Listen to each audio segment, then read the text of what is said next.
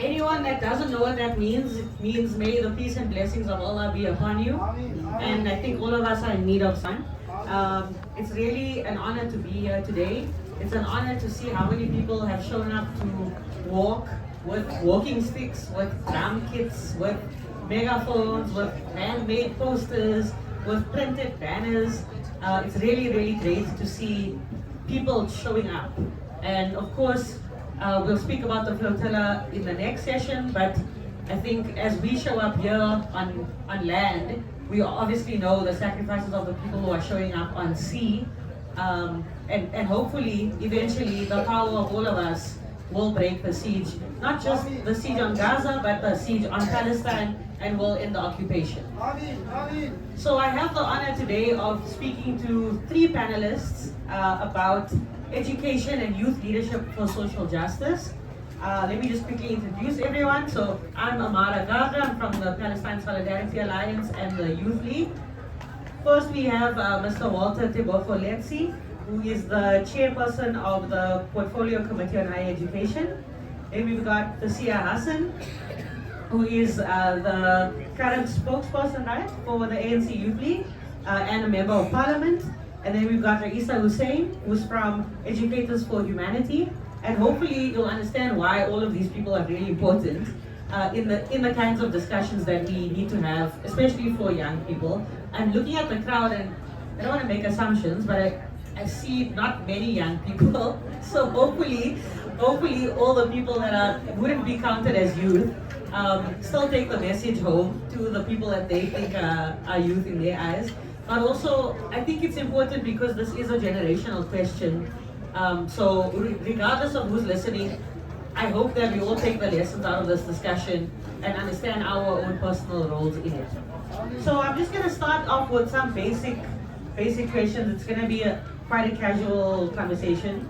I think maybe we can just have each of you respond to the first question, which is, what do you see as the role of education? And that can be formal education, community education, more informal ways. What is the role of education in resistance in general? Education is liberation. And through education is not only about teaching the curriculum, it's not only about our young people passing exams, it's about freeing the mind. It's about allowing our young people to question injustice. And it's about giving them, as educators, as parents, as community members, giving them the tools that they need to stand against injustice. As educators, we have a great responsibility, not only to teach our learners what to think, but to teach them how to think, to become critical thinkers so that they can recognize injustice in every space and they can arise, they can stand up, they can be empowered to stand against this oppression, to stand against any form of injustice in any spaces that they may be in. Definitely couldn't agree more. Maybe just to add, it's also around that conscientization element. So one of the things that I think we sometimes miss, we agree that it's a moral fight, but it's also around understanding why we fight for Palestine. And it's something that comes up a lot in the South African context. People say, well, what about back home? What about the unemployment? What about crime? What about all the issues that we face in South Africa? And without conscientization, you think that these things are not linked, when in reality they are fundamentally linked. The fight against Trump in the US, the fight against Bolsonaro in Brazil, against Modi in India, against all right-wing fascists are fundamentally linked. And the fight for freedom is very much on our doorsteps. Let's not think and believe that just because we have a democracy that we fought so hard for, that it will not be under attack. If you look at what's going on in the US and the West, you are seeing a rise of the attack on democracy. And we are also going to face that problem. I think we already saw it with other political parties, NKP and others, at the turn of when we were going to announce the election results, saying you're not going to announce this election result. So let's remember that while we also fight for Palestine, that fight is intrinsically linked to our freedom and our democracy as well. And that's why the education element is so important, because of that conscientization. Thank you very much. Good morning, everybody. I think I agree with the two speakers that education is extremely important our fight against resistance, or the resistance fight that we ought to put out there.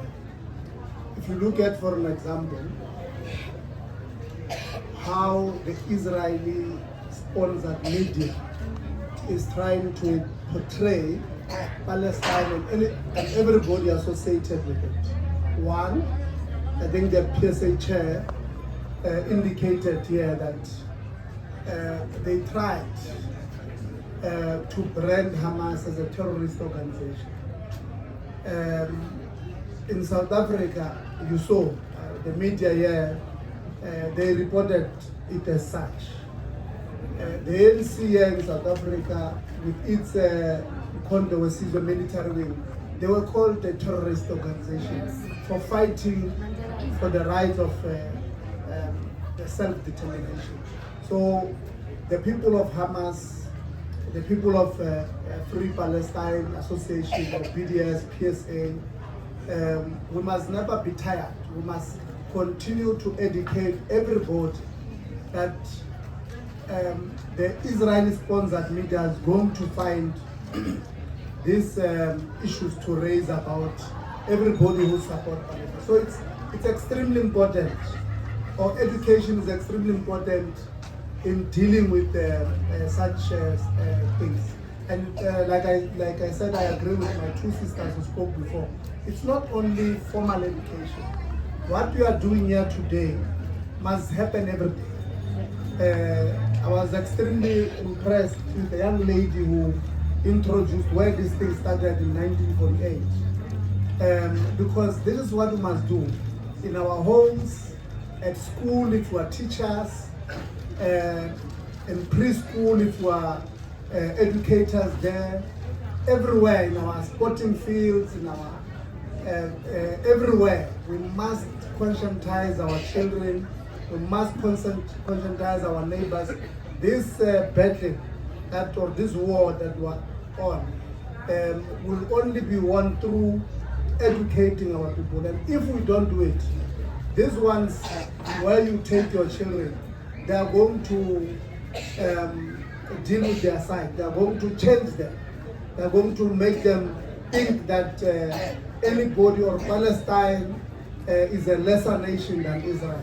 So you have a responsibility. So we must educate our children. And I think I agree with everybody that education, the role of education is extremely important in the resistance fight for currently. Perfect, thank you. Thank you, Comrade.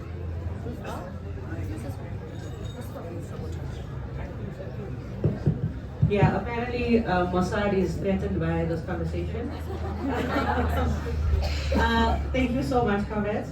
So, Comrade Walter, I'm going to ask you a question. Specifically, you spoke about resistance and obviously the South African resistance as well. What do you think are lessons young people today should be taking from the South African resistance? And I think maybe to give more context to that, there is a sense as born frees at least, you obviously grow up knowing, a new South Africa, you have some sense of what old South Africa was, but the explanation of how we got to new South Africa is not entirely known to everyone. There's like, oh, Mandela did a thing, there were marches, there were protests, there was mass campaigns, but that's about it. So what do you think young people now should know about the resistance in South Africa? No, I think the first thing we ought to agree is that there was coordination. People did not work in isolation. Coordination through all sectors of society. Currently, as we speak, we are not coordinated when it comes to communicating the messages that ought to go out there. If you look at, the media in South Africa is coordinated against our own coordination. We don't have media in South Africa that wants to communicate facts or the truth. They create their own facts and then they communicate that. What happened in the early years of apartheid in South Africa is that those who were fighting apartheid, they had their own media houses. They had the radio stations that were created to communicate the message to our people, that people were writing consistently weekly newsletters, a message to our people so that they don't, if you had listened at the time to SABC in the apartheid, you'll think that apartheid government was better. If you watch ENCA today, I don't know if I should mention them, but if you watch them today, they will tell you that apartheid government was better, but it was better for who?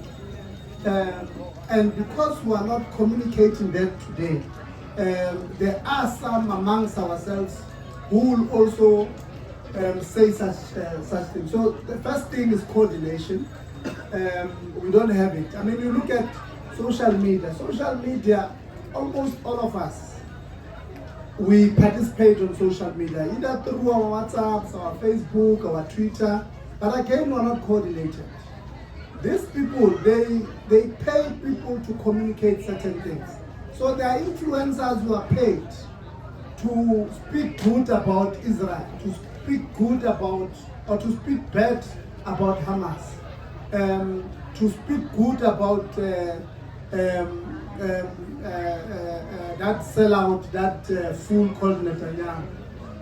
There are people who, even from South Africa, can tweet and say Netanyahu is right, or say for bombing Syria, for doing this, for bombing Gaza, for doing this. There are people in South Africa who are beginning to believe that is right. Why?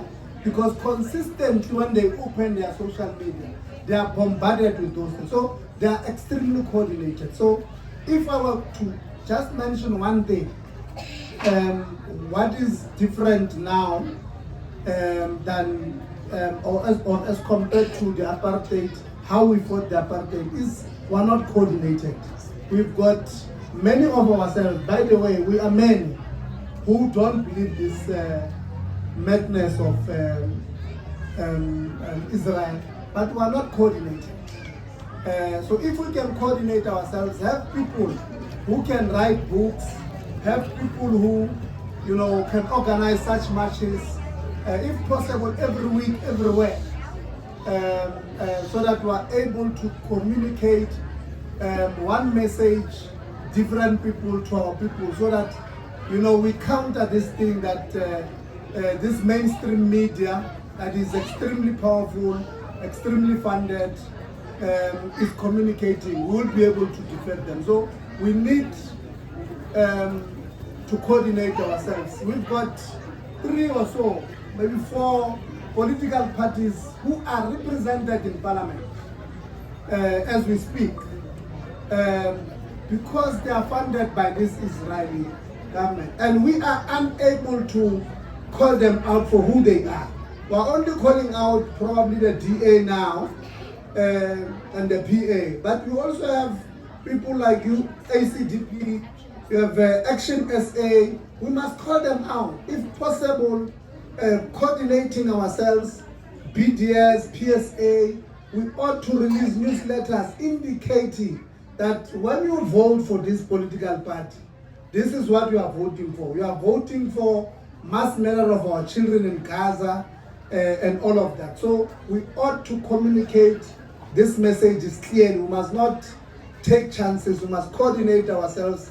Yes, there are other political parties who are correct, who are on the correct side of history, who may be committing mistakes. We must call them out, but must coordinate ourselves better so that we are able to defeat these organized criminals. Perfect. Every time I try and speak, I just do that. You have to tap it first for it to work. Okay, thank you.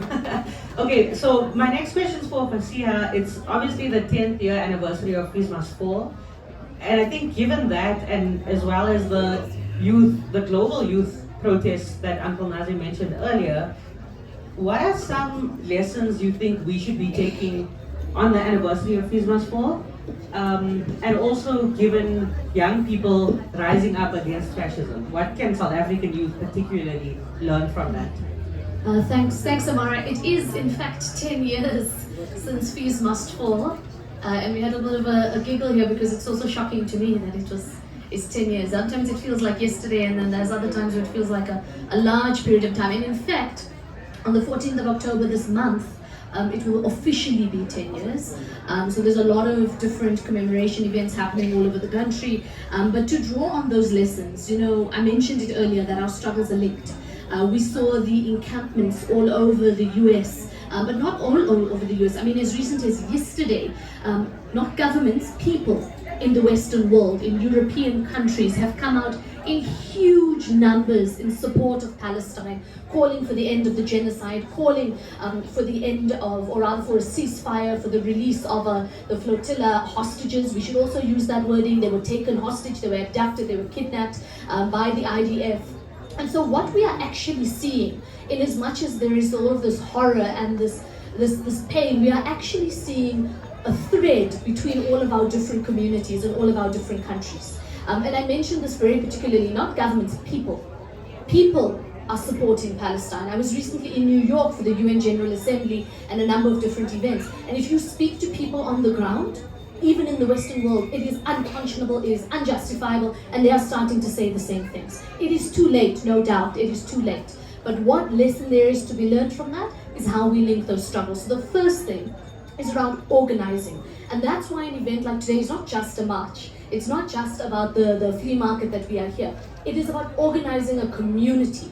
Now our next step is, how do we take it outside of our Indian Muslim community? How do we mainstream it into our townships? How do we go into a Soweto, into an Orange Farm, into a fine town, into a Lehigh, for example, and knock on that person's door and say, actually, your struggle is as much linked to a Palestinian struggle, and this is how we should organize. Because there is deep power in that. Politicians will do what's in their interest, right? And if people on the ground are saying these are the issues that are important to us, there is no way they can ignore it. Even now, when I said I was in New York, there were other MPs, women MPs from European countries, and we went to a meeting with the Germans. Now I had all my speaking notes ready, I'm ready to fight there in the diplomatic lounge, I'm ready. And the Finnish woman MP spoke first. And she said, actually, she says the word accused, it is unacceptable what Germany has been doing to effectively be complicit for Israel. And it is just not okay, and it's just not enough. And I was like, wow, okay, no need to say all my speaking notes. But this is the point that I'm making. There is a shift that is happening. And the shift is not happening because it is any less okay. The shift is happening because of people like you. People who are on the ground, citizens who are saying, no longer will we allow this in our name. We will go to the streets, we will go to our community meetings, we will go to our schools, our churches, our mosques, our workplaces, and we will say something about it. So that's the second big lesson. It may be difficult and it may be scary, but when we speak out, and we speak out in numbers, we force action. And the third most important thing, I mentioned it earlier, conscientization, mobilizing, I mentioned organizing, but it's to do it as a collective. You must, and I'll say this, hopefully it's close to the end, you must put pressure, more pressure on government. Uncle Nazim said it. We must close down the Israeli embassy in this country. It is unacceptable that in a country like South Africa, they continue to sit. You must put pressure on us as MPs. There's a group of members of parliament from the DA, Action SA, ACDP, and the PA who went to Israel. We've brought a complaint. I was part of bringing that complaint. Ask us questions about it. Bring it up on social media. Bring it up in the media. Because then we go back to parliament. Can you see? Can you see the people are unhappy? Can you see that something needs to happen about it? So it's directly linked. Those are some of the things. And the last point, sorry, I know I've spoken a while, but the last most important thing I think I've ever learned from the 2015-16 era. Everybody, if you were there, Amaaerah, oh, some people were there, everybody told us it was a pipe dream. You know, you're protesting, nothing's gonna happen, good for you, whatever, you know, just jump around, nothing's gonna change. And we did in 10 days what we couldn't do in the last 15 years. And that was fundamentally because we as young people were organized, were galvanized against this particular call. And that was across political parties.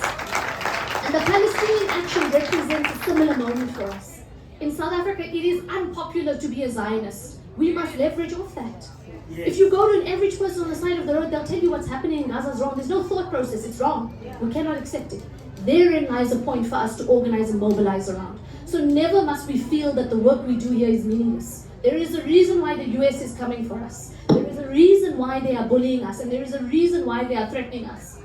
It is fundamentally because we do make a difference. It is fundamentally because a gathering like today and many others scares them. It scares them because the global south is organizing outside of them, and we are organizing on the side of justice. Thank you. Let's see. Oh, it's working. Thanks, Comrade Fasiha. I just want to do a quick plug. You spoke about taking the struggle outside of the Indian Muslim community, and I think especially the presence of Mandla Mandela and Zukiswa Bana on the flotilla has been incredible to actually see and understand for ordinary black South Africans. Okay, this is actually our struggle. It's not a Muslim versus Jewish issue. And then the plug is that next week, on the 12th of October, there is actually a march in Soweto from Grace Bible Church to Regina Mundi Church, which is amazing because, of course, the Zionist Christian Church has also, people have tried to, hijack it and say, oh, you guys believe in Zionism, and so your biblical Zionism is the same as our political Zionism. And so that effort, I think it's been really difficult, but there's a group called South African Christians for Palestine, and they have done incredible mobilizing work. So I would urge everyone here to support them, and we'll see you there next week. Raeesah, the question to you is about, as a teacher of students, not in tertiary education, but basic education, what do you think your role is as a teacher? And this is, I think I'm giving you a chance to make this appeal to other educators who maybe, hopefully by now, would have seen how Israel is systemically destroying the education infrastructure in Palestine. As a teacher, what is your message to other educators? My message is that educators cannot be neutral. We are in a space, and I think I said it earlier, where we can either reinforce injustice or we can inspire justice. And that is our role. And as educators, we also hold a space where we need to create learners who are critical thinkers. We need to create learners who are critically conscious, and we need to give them the tools so that they can stand up against any type of oppression in any setting. Also in terms, with regards to the importance of the apartheid that we were talking about earlier, I think we must also teach our learners not only what apartheid was, but also how it still deeply affects our country up to today. And we need to let them remember that our democracy that we enjoy was not won easily. It was won through sacrifice, through struggle, through a lot of pain. And even if they cannot relate the struggles of apartheid to their daily lives, the way we teach as educators, the way we teach, the way we speak to our children about apartheid can help them to grasp its gravity, its weight, its injustice. And when they can understand what apartheid was and what it done to our people, they will be able to stand against that oppression everywhere they see it. And as educators, we must equip them with the tools. And it starts early. It starts in our homes, and I'm so glad that we're speaking to the community. It starts with us, with our little ones, with the way we speak to them, with what we expose them to. It starts in our schools, it starts in our RCLs. I just want to bring that up also, our representative council of learners, and I hope we have high school students in the crowd. This is your space. For our high school learners, this is not just about school governance. This is about you stepping up and taking your rightful place in society. And as educators, we mustn't just allow them to do the small stuff at schools. We must allow them to use the RCLs, or we must use the RCLs as a training grounds for them to speak their truth, for them to step up against injustice, and for them to one day become the humane leaders long before they even enter tertiary institutions. It starts with all of us. Perfect. I think, the crowd is slowly getting warmer, getting more rallied up and fired up. I think the overall vibe I'm getting is that we are indeed heartful of this genocide. And if we are heartful, then we have to do something about it. And so I'm really glad that people are slowly getting more comfortable with being more physical and being more vocal. I think this will probably be my last question, and I think each of you can give your own answers. But given the massive forces against us, sometimes people do feel helpless. And this was asked in an engagement we had last week with Mustafa Barghouti and Yumna Al-Sayed, both Palestinians. Yumna actually escaped the genocide, had to flee from Gaza in December of 2023. So these are really like genocide and Nakba survivors. Someone asked, what do we do? You know, we feel helpless. And Mustafa Barghouti gave like 10 or 11 different answers as to what we can still do in South Africa. So he said, like, the genocide case was amazing, Flotilla is amazing, but, for example, there is still Coca-Cola everywhere.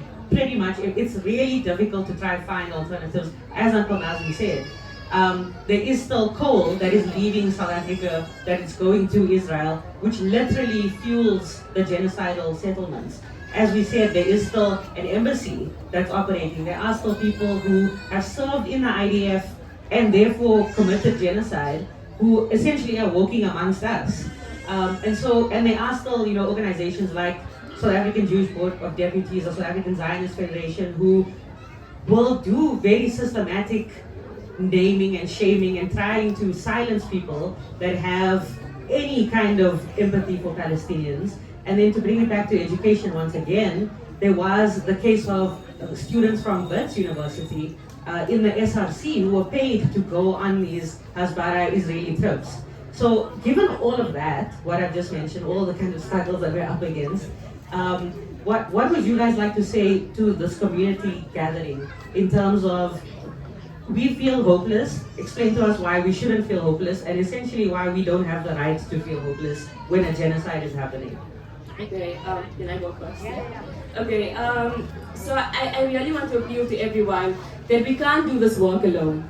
Educators, schools, you can't rely on us alone to do this work. It takes all of us. So educators, parents, community members, we all have to rally up together to build the next generation of people who are going to take our country even further. There's a saying, and we're all familiar with this, that it takes a village to raise a child. And that is on all of us. Every adult here has a role. We have a role to model justice, to nurture courage, and to guide young people towards becoming the leaders who are both ethical and humane. If we want leaders who are passionate about injustice, then the work starts here. It starts with all of us. And simple things, we're talking about boycotts. Letting our children know what are the unethical brands and letting them call people out on that. And our very young 5-year-olds, 8-year-olds are doing that. And that is important work. We also have to give our young people hope that the future is theirs to inherit. It's theirs to shape. So yes, we enjoy our freedom, we enjoy the democracy that the past generations have worked so hard to build with so much of struggle. But we have to shape it. We have to go beyond it. We have to create a country that is even more ethical and more humane in every aspect. The way we shop, the way we think, what we stand up for. And that, like I'm saying again, is on all of us as adults to shape that next generation. Thanks so much, Raeesah. That's a great way to start. I want to quickly talk about Glencore, and we must name and shame. So Glencore is the South African company that is providing coal to Israel. They are loading up at the Richards Bay coal terminal, and we must organize not only as people but with labor unions. We saw this in Italy, in which labor unions refused to load up the rigs that were headed for Israel. That is the first place to start. We must go and engage Rumsa, Anku, and all of those different groupings to refuse. We must also then go directly to Richards Bay coal terminal. We must protest there. Next week Friday, a ship is being loaded. There's a ship being loaded next week Friday called, I think, the Sea Catcher. We monitor all these ships. Next week Friday, there's a ship being loaded It's arriving with coal and you must, for Israel. We must all be at the Richards Bay Coal Terminal to protest. So let's ask the PSA through your social media to please share that information so that we can also find ways to get involved. One of the things we're going to be doing is fighting about this in the portfolio committee. We've started the process. And the minister is in fact on board. That's not the problem now. This is a private sector company that we now need to hold accountable through Glencore. The minister who's in charge of the department is Minister Mantashe. But this is not a governmental contract. Let me say it like that. It's not a governmental contract. And so we need to attack this from all sides. We must attack it, like I said, from labor unions. We must attack it from the actual coal terminal. We must put extreme pressures on the other side as well. And one of the things we're already working on in Parliament, but it's very early days, is a motion in which we can bring it. We expect opposition. We expect opposition from all the parties I mentioned, the DA, the PA, the ACDP, etc., etc. But that's one of the things that we're looking forward to. But I wanted to answer your question about what can we do, right? And this feeling of helplessness or hopelessness. Now the reality is that we can't go to Gaza. It's under siege. We've tried. We're trying with the flotilla. The borders are closed. We can't even get humanitarian aid in. We can't even get anesthetics in for healthcare. Just to show you the gravitas of how difficult it is to enter. That doesn't mean that all is lost. During the South African anti-apartheid struggle, and there are many in this audience who know, in the late 1980s, when we saw some of the severest oppression from apartheid South Africa, it was also those last kicks of a dying horse. Now, we didn't know that. We never thought, and I mean, you'll ask the people in this room, they never thought that they would see freedom in the timeline that they did. But what was so critical to South Africa's freedom was not only international solidarity, it was the boycott, divestment, and sanction movement. Apartheid South Africa became a pariah on a world stage. No one wanted to play sports against them on any level. I mean, you listen to the documentaries. People would run onto the fields and release glass. They'd throw glass on the floor. Or like funnier stories of releasing rabbits and bunnies. And you're seeing that. You're seeing that in soccer matches today. They were kicked out of the UN, of all these different spaces. That is starting to happen. And so what we must do is apply more pressure. We may not be able to go there, but there is something more powerful we can do. We can make it unpopular to be associated with apartheid Israel. And let's not forget, the US never sanctioned South Africa until right at the end. The UK did not sanction apartheid South Africa until right at the end. Thatcher and Reagan were complicit until the very end. So do not be deterred by Trump. Do not be deterred by the UK or Western powers who are not necessarily on board. That does not mean that the fight is lost. In fact, I fundamentally believe that the tide has turned. We are seeing it all over the world, and now our job is to apply even further pressure. So boycott Coke, boycott McDonald's, Starbucks. I mean, there's a long list we need to do. We need to go beyond that. We need to apply pressure. We need to make sure it is extremely unpopular. And the last point I'll say on this, the world is looking at South Africa. They are watching to see what we do because we have taken the fight to them.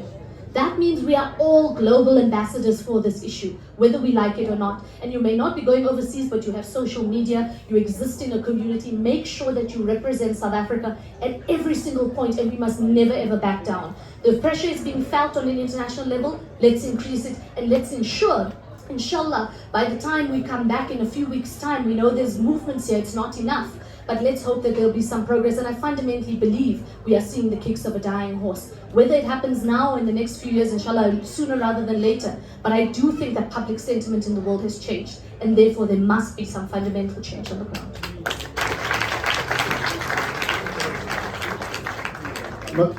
I think they've covered me fully. Just one or two things. One is that if you look around ourselves,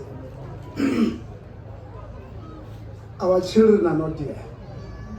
So when we say we must mobilize and organize, we must start with ourselves. So we're not going to win. I mean, we're talking about boycotting Coke and Starbucks. As we speak here, our children might be buying that Coke right here, as we speak. So our battle will not be won easily if we are not organized and we can't mobilize properly. So the issue of us being organized is extremely important. For them to feel this thing, they must feel it in their pockets. Yeah. Lenasia alone, if we boycott coke. There's no coke being sold in Lenasia. I know it's a big community. It's huge. If they don't sell coke in Lenasia, I can tell, I know how many people come and who have spaza shops everywhere in Soweto, in Orange Farm, who stock their things here. If there's no coke here, it's going to affect, it's not a small thing, it's a big impact it will have on these people. So let's organize ourselves. And when we say let's boycott, Fasiha spoke about the fees must fall that. There was a point where they themselves would have felt or would have been discouraged that you are playing, you are fighting a big thing here called government. This government today, or that government agreed, and as we speak today, this year we've passed a budget of 49 billion for NSFAS alone. At the time, in 2015, 10 years ago, it was 3.5 billion. It has multiplied, I don't know how many times. We are now at 49 billion. So their work there, we here, and the people who are in Gaza today, and the entire Palestine, we might not be there next year to see the victories of this fight. Just like they are not beneficiaries of fees must fall themselves. And our children are beneficiaries. So the children, our children might be, or the children of those who are there now, we must give them an opportunity to see the fruits of a free Palestine.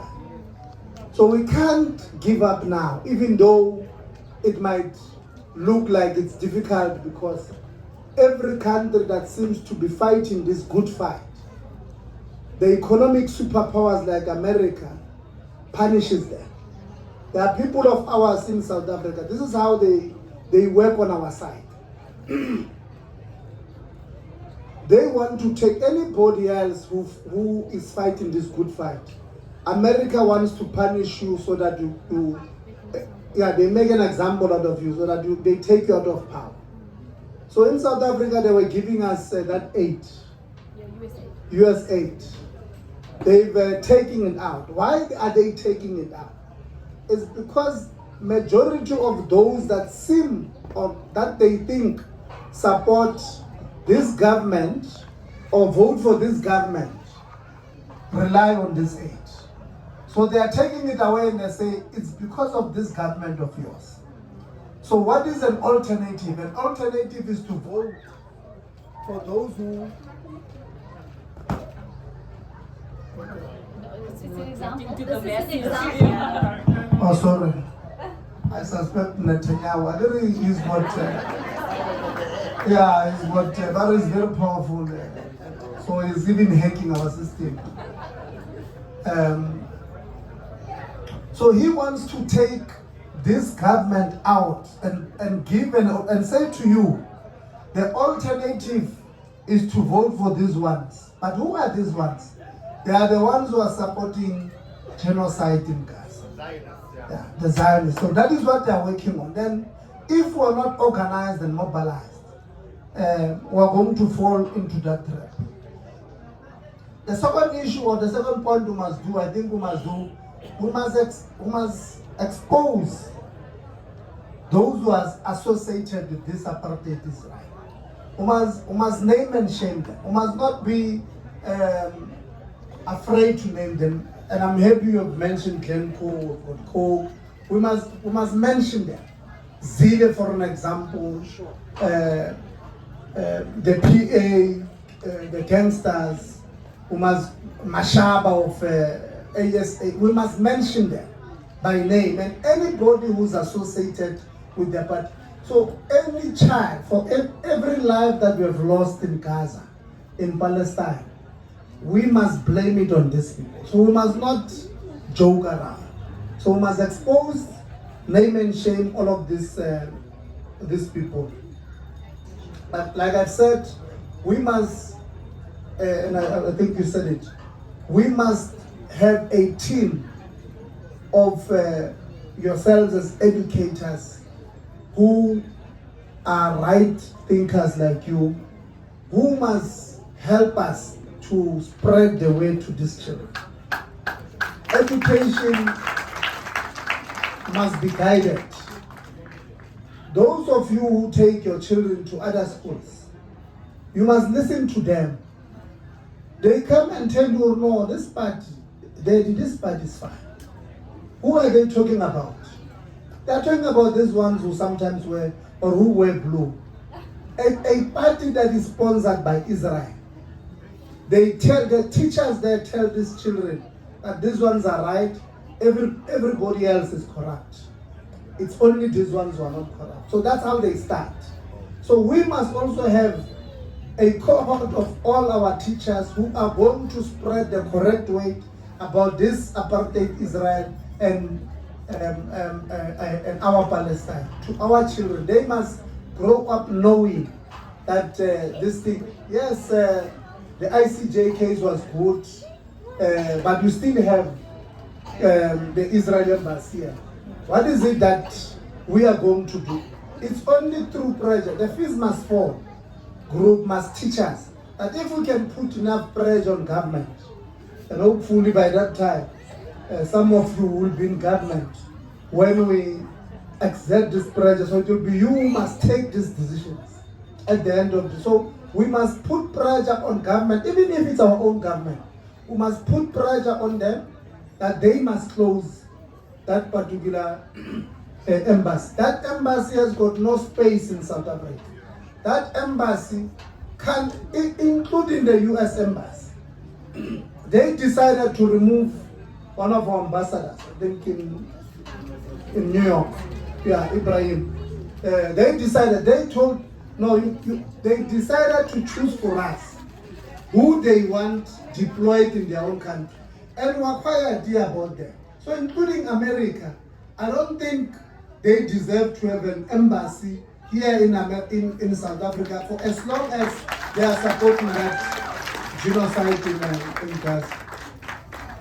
Yeah, and I think we must make sure that we educate our kids. This government, like I've said, have put together about 49 billion.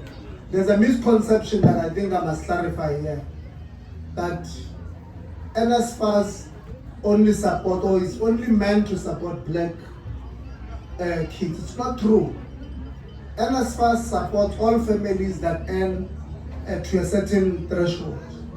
And I'm saying this because I'm the chairperson of the portfolio committee where NSFAS reports. Where we have problem is that our communities, Indian communities, colored communities, and white communities don't apply. So we must make sure through parliamentary constituency offices that we bring NSFAS in Lenasia, where our people who come from working class must apply for NSFAS. The second part is that there's a gentleman I was assisting last year who the child passed very well, but they were, or was passing very well, but they had not applied because there was a misconception that there's a quota that closes out Indian communities in our institutions. There's that misconception. As we speak today, that child is at vet. She's doing what is this thing of those ones who are too smart, actuarial science. She's at vet studying actuarial science. So I told the father that even though she's at vet, and vet has got a serious concentration of this Zionists, you must make sure that you don't allow them to change her. You must continue to bring or feed her the correct information, because sometimes the mistake we make, we allow our children to go study somewhere and we give those people a free rein to educating them. Sometimes they educate them with wrong information. So, but there is no such a thing that there's a quota that closes out the Indian community. You must tell your children who are in grade 12 to apply. They must apply on time. And if you believe that they are not given or they are not accepted because they might be Indian, you've got a parliamentary constituency office where Comrade Fasiha is. You just go right to her and they will bring it to us. We will hold that institution accountable for not taking a child that deserves to go to that university. Thank you very much. Thank you so much to our esteemed panelists. On the topic of naming and shaming, I just want to say, Patrice Motsepe, if you are watching, please, can you stop African Rainbow Minerals contracts with Glencore, unless you would also like to be complicit in genocide. So thank you so much.